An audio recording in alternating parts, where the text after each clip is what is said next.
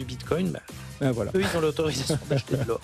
L'or donc est en route vers les 3000, effectivement, Antoine. On a 2933, nouveau record ce soir. Romain Daubry avec nous depuis Bourse Direct. Bonsoir Romain. Quel signal cette clôture envoie-t-elle pour la suite à plus de 8000 points le CAC 40, 8006 en clôture?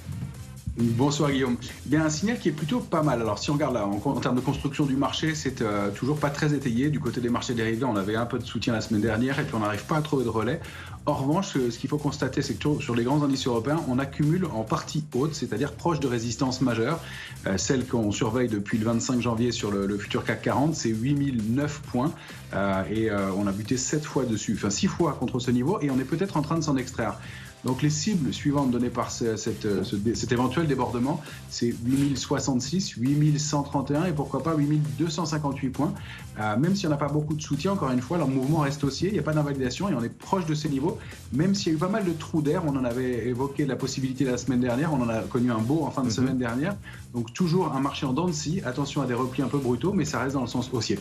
Merci beaucoup. Romain Daubry nous accompagne depuis Bourse Direct. On va tout de suite vous aider à faire votre miel de cette séance et on reste bien sûr connecté au Grand Palais aussi à Paris, le sommet de l'IA et Emmanuel Macron qui va prendre la parole d'un instant à l'autre.